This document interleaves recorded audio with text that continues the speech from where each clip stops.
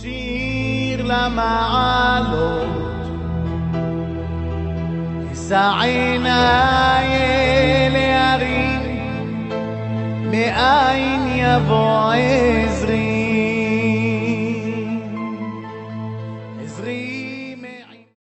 Bishut Moray Verabotai,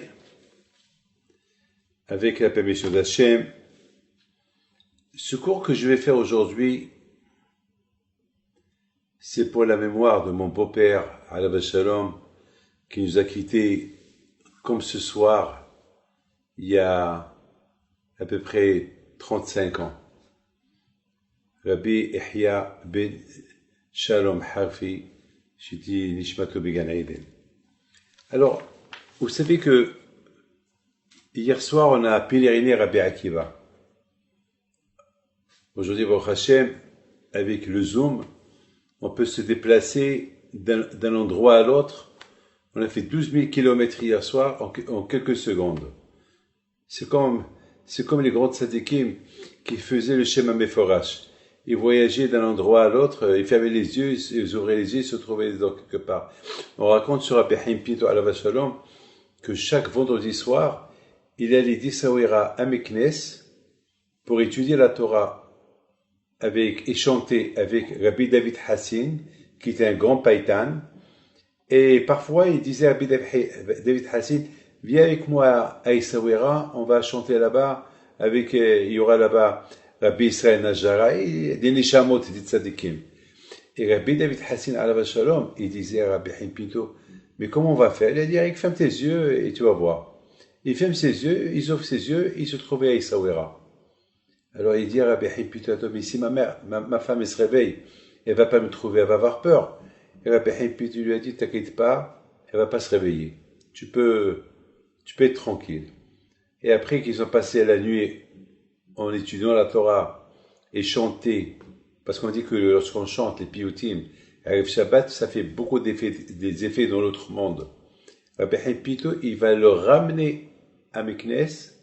Alors c'est dit que Rabbi Haim Pinto faisait un aller-retour et encore un aller-retour. C'est de la folie. C'est de la folie. Je sais pas comment il faisait, mais c'est comme ça, c'est tzadikim, c'est ce qu'on fait. D'ailleurs, on dit que lorsque Mashiach va venir, que chaque Shabbat, on ira au Beit HaMikdash. Comment ça va se passer? Chaque Shabbat, on va aller au Beit HaMikdash. Pas possible. Vayamidi Chodesh Ocho, Vayamidi Shabbat Shabbato. Chaque Rosh Chodesh et chaque Shabbat, on viendra tous à Yerushalayim célébrer Shabbat et Rosh Chodesh à Yerushalayim. Mais comment on va faire? C'est impossible. Imaginez-vous que Hachamim me disent que lorsque Mashiach va venir, Eretz Israël de maintenant, elle va être 10 000 fois ce qu'elle est aujourd'hui. Alors imaginez-vous, ça veut dire que Elat, elle va être à quelques dizaines de milliers de kilomètres de Yerushalayim. Alors comment ça va se passer? Dans la Gemara Shabbat, on dit que Yerushalayim, pas Gemara Shabbat, une Gemara qui dit que Yerushalayim va devenir une ville presque, va prendre une dimension de 10 fois Eretz Israël, je sais pas, on peut pas imaginer. Et le Beit HaMikdash, où il y a le Beit HaMikdash, il va devenir comme Yerushalayim de maintenant.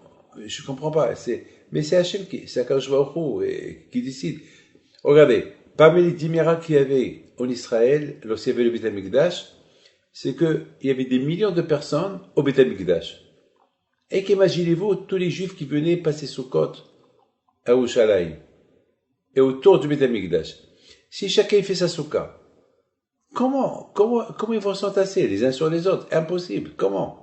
Et tous à Yerushalayim, tous au mont des Oliviers. Aujourd'hui, le mont des Oliviers, est devenu cimetière. Mais à l'époque, là-bas, c'est par là-bas que les gens, ils campaient. Mais comment tu peux... peut-être 300, 400, 1000 familles avec des tentes, des soukottes, mais des millions de familles. Comment? Je comprends pas. Haramim me disent que jamais une personne elle a dit, je suis serré. Au Beit HaMikdash, à Kippour, lorsque Hachem lorsque Kohen Gadol il disait le nom d'Hachem, tout le monde devait se prosterner. Et aucun n'a dit, il n'y a pas de place où se prosterner.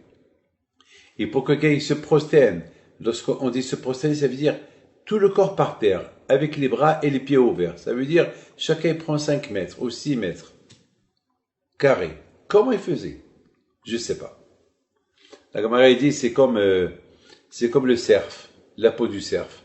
La peau du cerf, elle est tellement petite, très très petite. Lorsque tu vois la peau du cerf, tu vois le cerf lui-même, il est petit.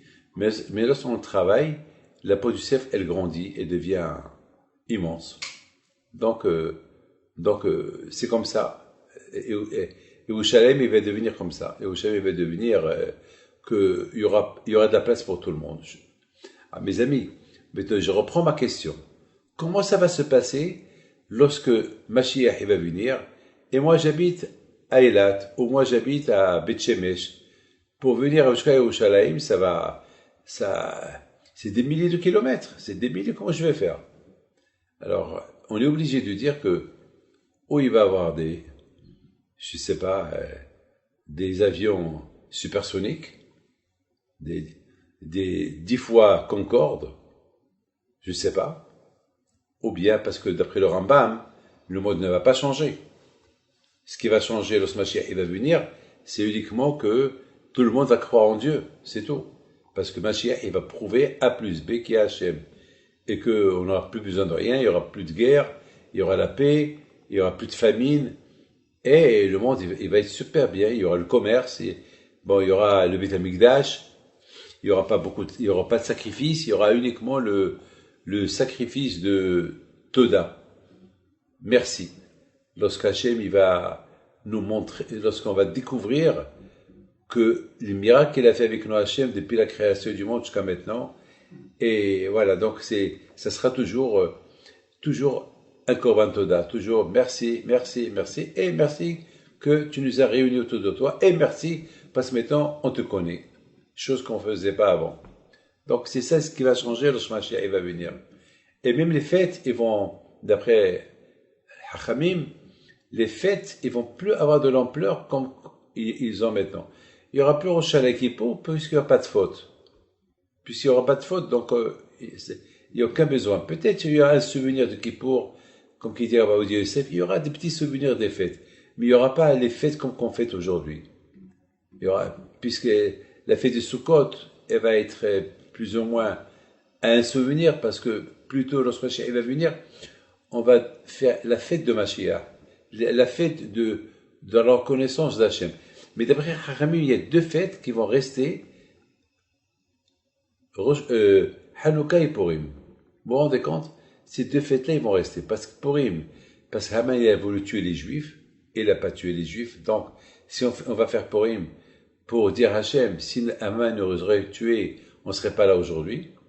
Et aussi Hanouka, on va célébrer Hanouka parce que Hanouka représente le souvenir que les Grecs, ils ont voulu faire oublier la Torah au Bnei Israël, et Baruch Hashem, la Torah n'a pas été oubliée. Et Baruch Hashem, on est là. Donc c'est les 2 fêtes qui vont rester, et les autres, ils vont être supprimés. D'après Rabbi Yosef, ils ne vont pas complètement être supprimés, il y aura un souvenir. Donc, à Botaï, je vous dis tout ça pour vous dire simplement que ce Mashiach, il va venir où on va avoir des avions supersoniques, chacun il aura un petit avion, je ne sais pas comment il va être cet avion, je ne sais pas. Ou bien on va connaître le chemin Méphorach, comme qu'il utilisait, comme qu'il a Eliyahu Navi.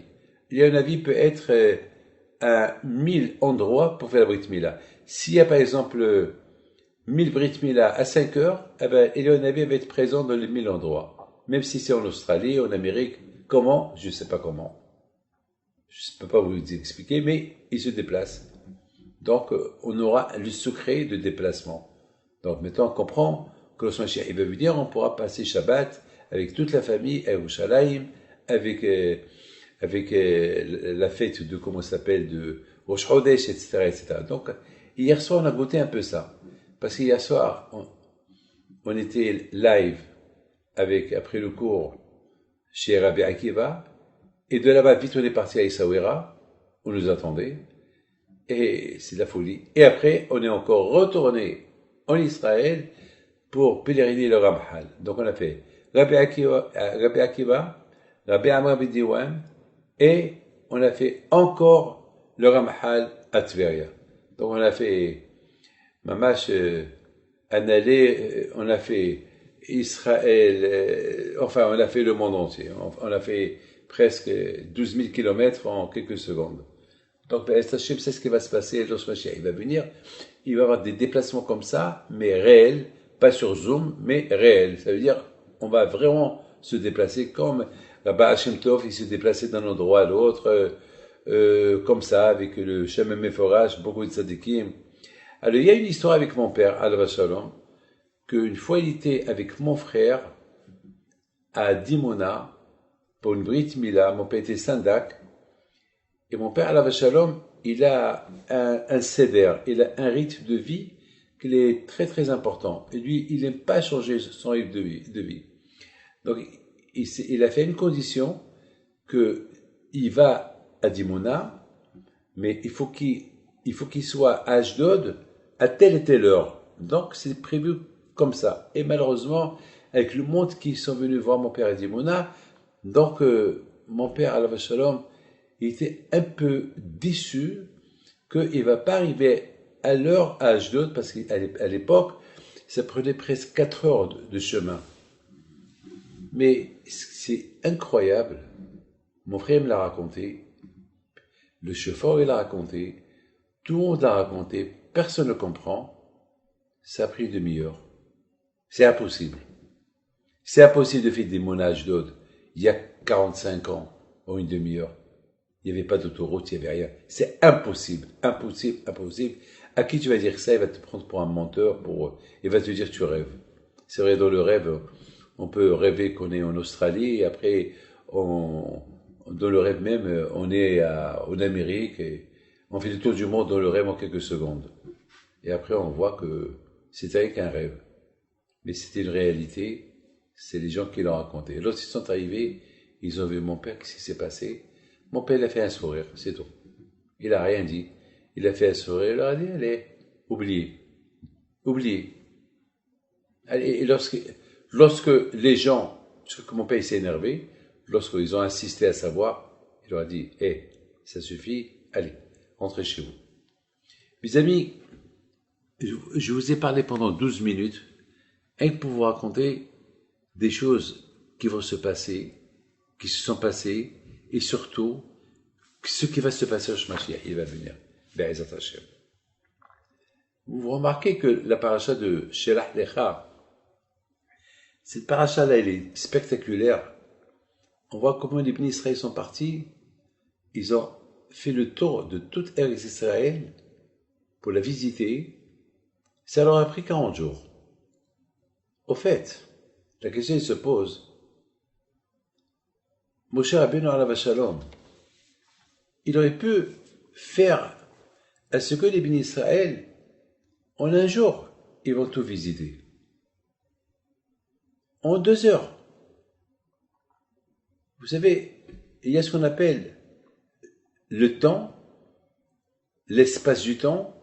Vous savez, après 120 ans, lorsque quelqu'un quitte ce monde, combien ça prend pour arriver de la terre au ciel, à l'âme? Vous savez, hier, il y a comment ça s'appelle, dans tous les journaux du monde, ils parlent que ces derniers temps, une fois tous les 2 mois, 3 mois, il y a des ondes qui arrivent de 4 milliards d'années-lumière. Ça veut dire qu'il faut 4 milliards pour que ces ondes-là, ils arrivent de ces galaxies dans la Terre. Ils ne comprennent pas. C'est quoi ces ondes-là? Ils ne comprennent pas. De temps en temps, ça arrive. Et parfois, tous les 16 ans, des ondes plus importantes. Et parfois, tous les 15, 20 jours, des petites ondes. Ils ne comprennent pas. Ça veut dire, il y a une autre planète à quelques milliards d'années-lumière d'ici. Vous savez c'est quoi? quelques 4 milliards de lumières d'années, c'est des centaines de milliards, des centaines de milliards, tu peux remplir toute une encyclopédie de zéro pour arriver à ça. Alors ça veut dire combien ça prend à l'âme pour arriver là-haut. Vous savez, d'après Hachamim, le temps de fermer l'œil, tu l'ouvres, c'est ça le temps qu'il lui prend. C'est au-delà du temps. Parce qu'un jour, il n'a pas de temps. Le temps, il a été créé pour nous. Il n'y a pas de temps. Vous avez avec toutes ces planètes qu'il y a, toutes ces galaxies qu'il y a dans le monde, c'est Marabo Ma'asecha Hashem. C'est ce que David Amelech il dit. Ke'eshamecha Ma'aseh tzva'otecha yariyah v'kochavim ashikonanta Marabo Ma'asecha Hashem. Il dit David Amelech, lorsque je vois le ciel et le soleil et la lune et les étoiles et la distance qu'il y a d'une étoile à l'autre, d'une galaxie à l'autre, et l'une ne touche pas l'autre, Marabo Ma'asecha Hashem. Hashem, tu es incroyable, tu es extraordinaire, tu es infini. Voilà, Rabotai, qu'il est Akadosh Baruch Hu. Il n'y a pas de temps avec Akadosh Baruch Hu. Donc, Rabotai, vous voyez que Akadosh Baruch Hu, les tzadikim qui suivent le chemin d'Hachem, aussi, ils n'ont pas la notion du temps. Si pour nous, le temps, il peut durer pour faire une chose, des mois, pour eux, une infraction de seconde. Ils sont là, ils se déplacent là où ils sont. Comme il y a un avis. Il va au ciel, il étudie la Torah dans le ciel. Vous savez qu'est-ce qu'il dit Ben Ish Chai? Quand il a puni Eliyahu Navi, parce qu'Eliyahu Navi a critiqué les Juifs, et c'est quoi sa punition? Sa punition, c'est qu'il arrive à chaque Brit Mila, il y a un avis, il faut qu'il soit présent à chaque Brit Mila. Alors maintenant, la question se pose, la suivante. La question se pose, il dit Ben Ish Chai, mais c'est pas, je ne sais pas si c'est Ben Ish Chai qui la pose ou c'est un autre qui la pose, mais c'est pas une punition que Hachem a fait à Eliyahu Navi, puisqu'il va assister à chaque Brit Mila. C'est super. Et il répond, Ben Ish Chai, que oui, pour Eliyahu Navi, c'est une punition. Pourquoi? Parce qu'il est obligé d'arrêter d'écouter les cours de Torah de Akadosh Baruch Hu, qu'il fait avec les tzadikim, pour aller assister à une Brit Mila. Et lorsqu'il retourne de la Brit Mila, il leur dit, alors qu'est-ce qu'il a dit à Hachem pendant que je n'étais pas là? Donc c'est ça la souffrance qu'il a. Alors vous imaginez là, un Nabi comme des milliards de fois, ou des millions de fois, je ne sais pas quoi, il fait les allers-retours entre le ciel et la terre, mais comment ça lui prend? C'est des centaines de milliards d'années. Il n'y a pas de temps avec les tzadikim. Il n'y a pas de temps. Nous, une heure, comme on dit, un jour, chez Hachem, c'est 1000 ans, un an. Mais vous savez ce qu'est un jour de chez Hachem? C'est des milliards d'années. Un jour d'Hachem. Un jour d'Hachem, c'est... Kiyom etvok et avor. 1000 ans chez nous, c'est un jour chez Akadosh Baruch Hu. D'ailleurs, Bishwa Baï dit, pourquoi le monde, il va tenir 6000 ans? Parce que Akadosh Baruch Hu a créé le monde en 6 jours. Donc le monde, il tient 6000 ans. Mais maintenant, on ne sait pas combien c'était, on ne sait pas les journées d'Hachem d'avant. On ne sait pas. On ne sait pas aussi. Donc c'est des choses que je ne vais pas entrer dans les détails. Mais maintenant, ma question, elle est sur cette paracha, cette belle paracha, que Moshe Rabbeinu, il a envoyé les espions pour espionner la terre d'Israël, et il leur a donné 40 jours. Et ça leur a duré 40 jours. Pourquoi Hachem ne l'a pas fait? Qu'il visite Israël en quelques secondes, en quelques jours, en quelques minutes. Le plus important, c'est de voir ce qui se passe. C'est pas la peine. Vous savez, aujourd'hui, vous prenez un avion et vous pouvez filmer tout Israël de l'avion. En un jour, vous pouvez visiter tout Israël. Vous pouvez même faire 10 fois tout Israël en un jour. Pourquoi quand je ne pas raccourcir la terre aux Meraglim, aux espions, pour être dans les points importants? Voilà, ils veulent voir les arbres, voilà les fruits, et comment ils sont habités, voilà comment ils sont habités, comment ils vivent, voilà comment ils... Et évitez. Vous imaginez que si ils auraient visité tout Israël en un jour, ils auraient critiqué Israël, alors Akash va leur donner une punition d'un an.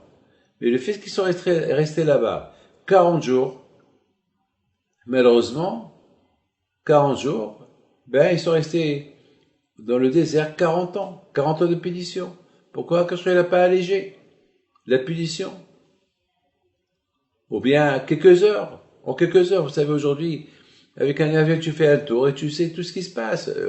Ou bien même s'ils sont partis à pied, la terre, elle peut... Si Rabbi Haïm Pinto, il faisait 4 fois aller-retour, Marrakech, Meknes, Meknes, Essaouira, dans la nuit, il va, il retourne, il repart, il revient. Attends, c'est quoi là? Et même Hachim Tov, beaucoup de tzadikim, il faisait comme ça. Pourquoi? Et ici on parle de Yeshua Benoun, c'est un grand tzaddik. Il a pris la place de Moshe Rabbeinu, il parlait avec Dieu et Yeshua Benoun. Non, il pouvait faire tout, hein. Alors, quelle est la raison? Pourquoi? Tout le Inyan, tout le but, c'est de visiter. Alors, il aurait pu faciliter la tâche. Et comme ça, même s'il critique Israël, bon, la punition va être un peu légère. Et la question qu'elle est grande, pourquoi Akadosh Baruch Hu, il n'a pas dit non à Moshe Rabbeinu? Moshe Rabbeinu dit à Akadosh Baruch Hu, je peux envoyer des espions espionner. Akadosh Baruch Hu a dit, c'est pas la peine, parce qu'elle est bien Israël. La terre d'Israël est super. C'est la meilleure terre de toutes les terres. D'ailleurs, aujourd'hui, on l'appelle la terre sainte. Les Juifs, ils l'appellent, toutes les nations, ils les appellent la terre sainte. Les non-Juifs, ils l'appellent la terre sainte. Nous, on l'appelle Eretz HaKodesh. Toutes les religions, ils appellent la terre d'Israël. Il n'y a aucune terre dans le monde, on ne l'appelle pas la terre sainte. Elle est sainte pour le monde entier. Alors quand je vais au Hu, et en plus on dit que lorsque Hachem il a créé le monde, il a commencé la création du monde à partir de là où il y a le Kodesh HaKodashim. C'est d'abord que ça a commencé.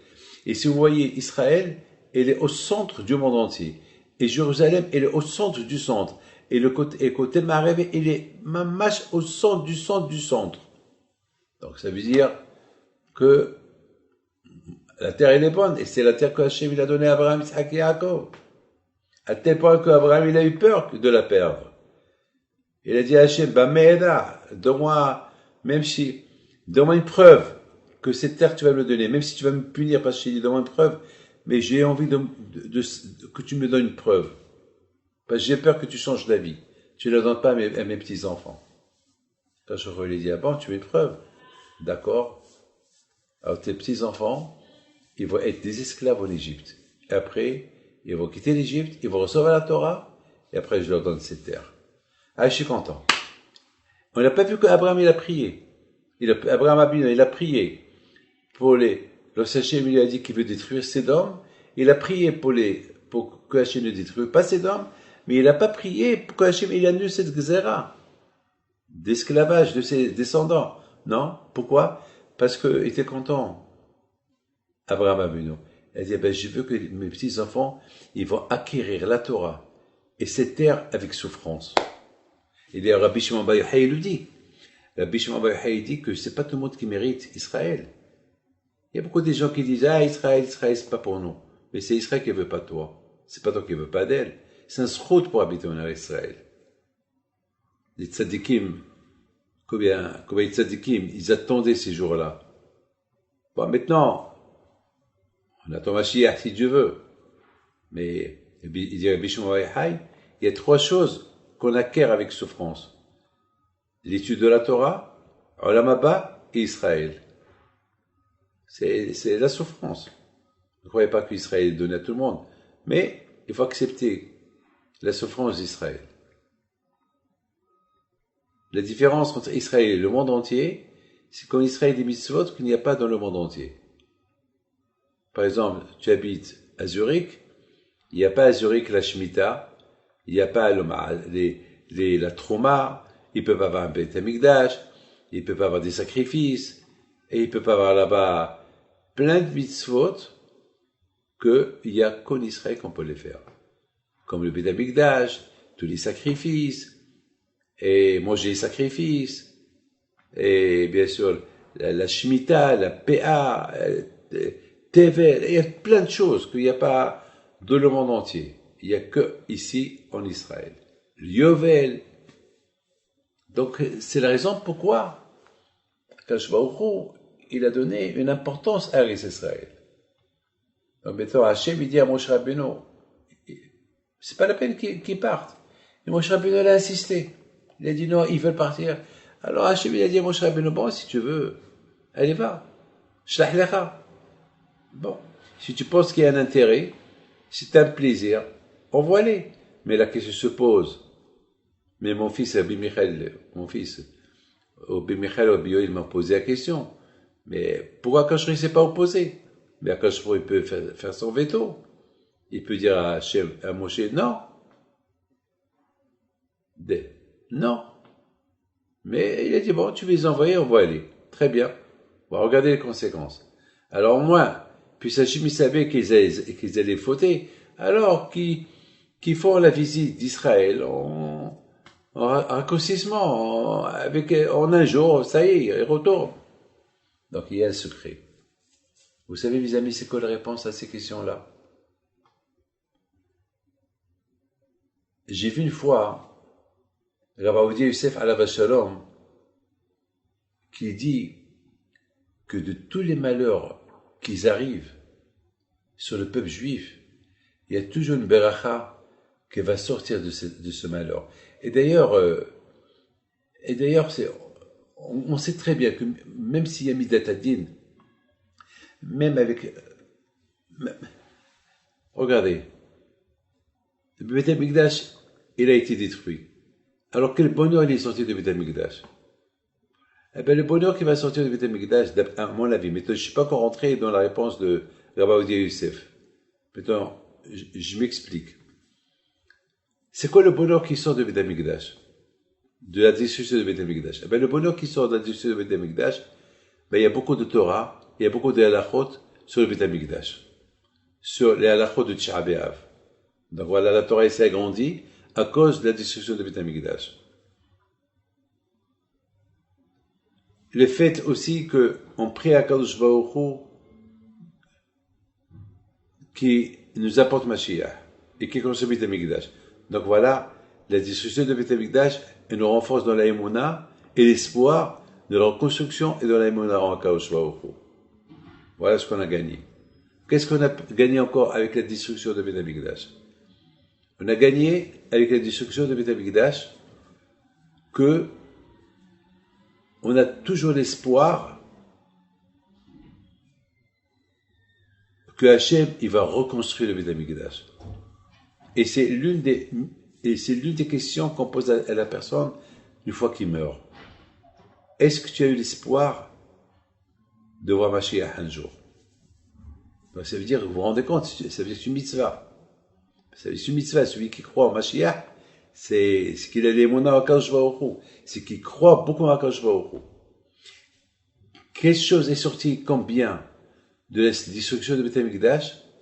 Eh bien, l'amour gratuit. Étant donné que Beth Amikdash a été détruit à cause de la haine gratuite, alors maintenant, l'amour gratuit. Et l'amour gratuit, c'est aime ton prochain comme toi. Vous vous rendez compte? Aime ton prochain comme toi, et vraiment tu aimes ton prochain comme toi, alors là, c'est... Et Akiba sur ça, il dit que celui qui aime son prochain comme lui, c'est comme si il avait toute la Torah. C'est le Hesed. Donc maintenant, d'après ça, on comprend que de chaque mal que Akadosh Baruch Hu il apporte, il y a un bien qui va sortir de ça. Ben, c'est le Corona. Le Corona, c'est vrai, il y a eu des morts, il y a eu plein de malheurs avec le Corona. Mais qu'est-ce qui est sorti de bien du Corona? Eh ben, ce qui est sorti de bien du Corona, c'est que Baruch Hashem, on découvre que Akadosh Baruch Hu, il est unique. Il peut paralyser le monde en un clin d'œil. Akadosh Baruch Hu, c'est le maître du monde. Voilà. un virus, on ne sait même pas où ce qu'il est. Ils savent même pas comment il est venu. Ils savent même pas. Chaque jour, ils disent, chaque jour, ils découvrent que le virus, au départ, ils ont cru que le virus, il attaque que les poumons. Et là, chaque fois, ils découvrent que le virus, il peut attaquer et là, et là, et là, et là, et là, waouh, waouh, waouh. Aujourd'hui, ce virus-là, il devient non seulement mortel, mais c'est un virus qui nous rend propre. On doit se laver tout le temps. Il nous rend fermer la bouche, ne pas parler la shonara avec ce masque, les gants, ne pas toucher avec tes mains, ne vole pas, tu vois, ça te rappelle certains commandements, ne tue pas, ne vole pas, etc., etc. Il peut s'attaquer au cœur, alors il faut avoir un bon cœur. Il faut s'attaquer aux yeux, alors il faut toujours couvrir les yeux. Donc quelque part, et on parle des vaccins, et chacun, il court. Il y a quelqu'un qui m'a appelé cette semaine, il me dit, Rabbi David, il y a 3 vaccins, que si un de ces vaccins, il arrive le premier, je peux devenir milliardaire, et vous, Rabbi David, je vous donne ce que vous voulez. Je vous donne 50% du bénéfice. Dites-moi lequel. Je lui dis, mon fils, si je savais lequel, je l'aurais fait moi-même, j'ai pas besoin de toi. Pour que tu me donnes la charité, je l'aurais fait moi-même. Je dis, mon fils, c'est Hachem qui décide qui va être riche. Demande-moi une bracha, je fais le bracha. Mais ne me dis pas lequel choisir. Ça c'est, demande une bracha, que tu choisis l'un des 3, et je te fais une bracha. Mais ne me dis pas lequel. C'est comme au loto. Tu me dis, Rabbi David, donne-moi le numéro du loto, et je te donne la moitié. Pourquoi tu veux que je te donne le numéro de loto? Je l'ai fait moi-même, et je gagne tout pour moi. Pourquoi tu veux que je partage avec toi? Après, tu vas dire à tout le monde, j'ai fait la charité à Rabbi David, j'ai donné la moitié. Non. Vous comprenez, mes amis, Akash Baruch Hu, c'est le patron. Donc, de chaque chose, chaque mal, d'ailleurs, on dit dans la prière, Berogez, Rahim Tizkor, dans la rigueur, Akash Baruch Hu, toujours, il va faire sortir de la rigueur une rahmanout, une miséricorde. Alors, maintenant que je vous ai tout expliqué, j'ai vu que Rabbi Yosef Alav Shalom, il dit, quel bien il est sorti de ce... Ah oui, j'ai oublié de vous dire, il y a beaucoup des fois, je reçois des gens, et beaucoup des fois, il y a des gens qui sont pas dans la Torah du tout, ils sont loin de tout, qui respectent rien du tout, et ils sont malades, ils disent, ah, et qu'est-ce que je leur dis? Mettez de filines, mangez cachère, je profite. Faites chouva, papa, et bon, enchaîne. Ils ont fait ce que je leur ai dit de faire, et grâce à Dieu, ils ont guéri, et ils continuent. Donc d'un mal, il est sorti un bien. Parfois, il y a un mal qui coûte cher, mais le bien, il te prend un Gan Eden. Il te donne le plaisir de vivre. Donc, Rabbi Yosef, il pose une question. Quel est le bien qui est sorti de ces 40 ans de punition des Juifs dans le désert? Et tous les Juifs, ils sont morts. Dans le désert, c'est la nouvelle génération qui est rentrée en Israël. Mais toute cette génération qu'ils ont pleuré la veille du Tisha B'Av, ils n'ont pas eu le mérite de rentrer en Israël. Alors c'est un mal quand même, ils sont morts. Mais quel bien est sorti de ce mal? Il dit à Rabbi Yosef, le bien qui est sorti de ce mal, c'est que Moshe Rabbeinu, il est resté vivant 40 ans. Et pendant 40 ans, il a enseigné la Torah aux Juifs. Et cette nouvelle génération qui est entrée en Israël, c'est une nouvelle génération qui est née dans le désert et l'a connue comme Moshe Rabbeinu. Ils n'ont pas connu l'esclavage. Parce que ceux qui ont connu l'esclavage, c'était des guerriers. Entre-temps, tout ceux-là, ils sont morts dans le désert. Mes amis, d'après ce que je vous dis, vous comprenez, d'un mal, il est sorti un bien. D'après ça, je comprends. Au départ, Akadosh Baruch Hu, il ne voulait pas que les bénis Israël rentrent. Ils vont exploiter Israël. Mais eux, ils ont insisté. Alors, Hachem aurait pu dire à Moshe Rabbeinu, Moshe, fais ce que je te dis. Moshe Rabbeinu, Alav Hashem, c'était un grand leader. Il aurait pu s'imposer et dire aux Juifs, non, et point final. Mais Moshe Rabbeinu, là, il était un peu miséricorde. Et là, il a dit à Hachem, fais-moi plaisir. C'est pas qu'il a transgressé les paroles d'Hachem. Fais-moi plaisir. Quand j'aurai les dit, je fais plaisir, ça va te coûter cher, mais ça va te coûter un bonheur. Ça va te coûter cher parce que, de toute façon, si on entre maintenant, tu vas mourir tout de suite. Parce qu'il y avait une gezerah que Moshe ne rentre pas en Israël. Parce que si Moshe rentre en Israël, Mashiach serait venu. Et ce n'était pas encore le moment de Mashiach. Donc Akash n'a pas insisté. Mais c'est quoi le bonheur qui est sorti pour Moshe Rabbeinu? Au lieu qu'il meure la même année, il est resté encore vivant 39 ans. Et il en a profité pour enseigner la Torah à Israël. Maintenant, après 120 ans, c'est là qu'elle a commencé à prier, j'ai envie de rentrer en Israël. Parce que la question se pose. La paracha de la semaine dernière, à l'autre, lorsque Yeshua, il a vu Eldad de Médad, qui parlait et qui disait que on voit dans la Névoa, on voit dans notre prophétie que Moshe va mourir et c'est Yeshua Abinu qui va faire entrer les Juifs en Israël. Yeshua Abinu, il a entendu ça, il s'est énervé. Il va chez Moshe, Moshe maître, mon maître, emprisonne Eldad de Médad. Tu les as nommés pour être parmi les skinim, parmi les chefs. Mais regarde, ils sont en train de dire que toi tu vas mourir et c'est moi qui vais faire entrer les Juifs en Israël. Punis-les. Moshe Rabbeinu dit à Yeshua, et alors, si c'est la volonté d'Hachem, j'accepte. Je l'accepte. Et en plus, mais ils sont des prophètes. Le seul prophète qui est ici, c'est toi. Comment eux, ils disent des choses d'avenir, alors, pourvu que tout le monde est ici sans prophète. Moi, je suis pas jaloux. Moi, j'adore que tout le monde soit prophète. Pourquoi pas? C'est super que tout le monde est prophète. Vous vous rendez compte que la grandeur de Moshe Rabbeinu. Donc, maintenant que Moshe Rabbeinu, il a vu que c'est lui qui va mourir et c'est Yeshua qui va les faire entrer, pourquoi il n'a pas prié? Pourquoi il n'a pas prié? C'est pourquoi il n'a pas prié.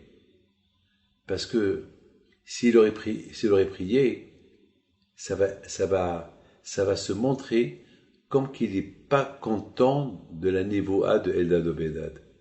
Regardez quelle grandeur. Il n'a pas prié. Il n'a pas prié. Il n'a pas prié. Il a laissé les choses comme ça. Mais il a prié 40 ans plus tard. Mes amis, maintenant vous comprenez pourquoi Akash Baruch Hu, il n'a pas fait que les Meraglim, ils visitent Israël en un jour. Parce s'ils visitent Israël en un jour, ils vont être punis un an.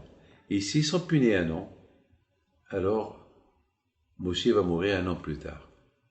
Mais entre-temps, le Hachem il a fait, est-ce que les bénis d'Israël, ils visitent la terre d'Israël pendant 40 jours, comme ça, lorsqu'ils vont pleurer, ils vont commencer à crier, à pleurer, pourquoi tu nous avais sortis de l'Égypte, et pourquoi, on va retourner en Égypte, et ils vont commencer à pleurer ce soir là-bas. Donc, Akash Baruch Hu, il va leur dire, 40 jours que vous avez tourné en Israël, contre 40 ans que vous allez rester dans le désert, et vous allez tous mourir dans les 40 ans. Imaginez-vous qu'ils seraient tous morts.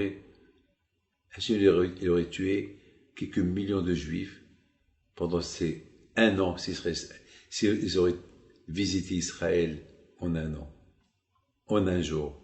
Le monde entier va entendre, c'est choquant, des millions de Juifs qui sont morts dans le désert.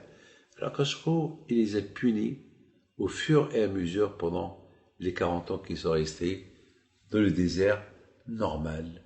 Comme il y a des morts normales. Entre-temps, il y avait 15 000 morts par an.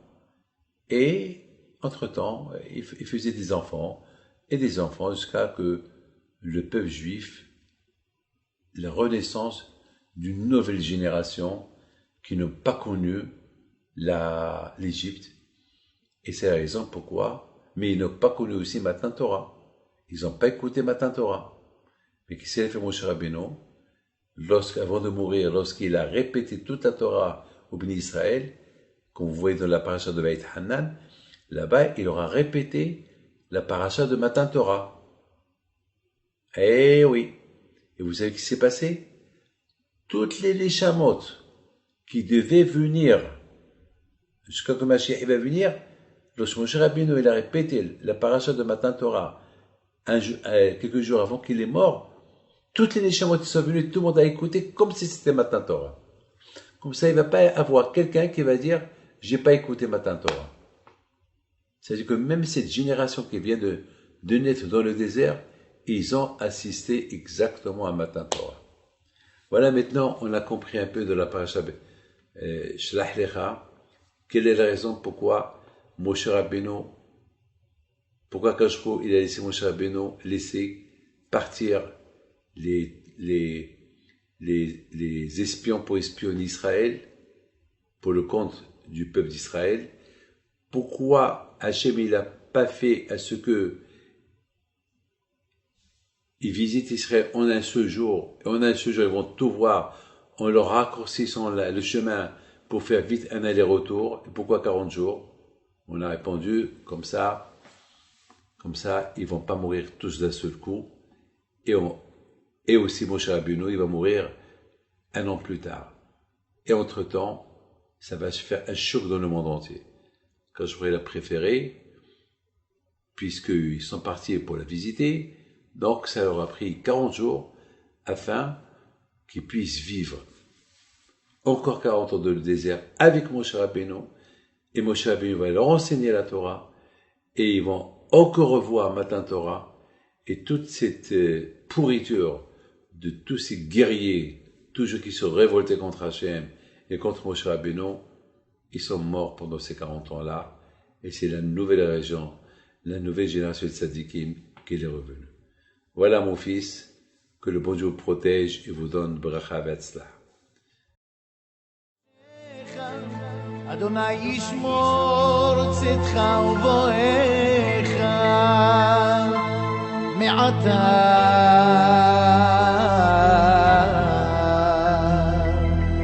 ve'ad olam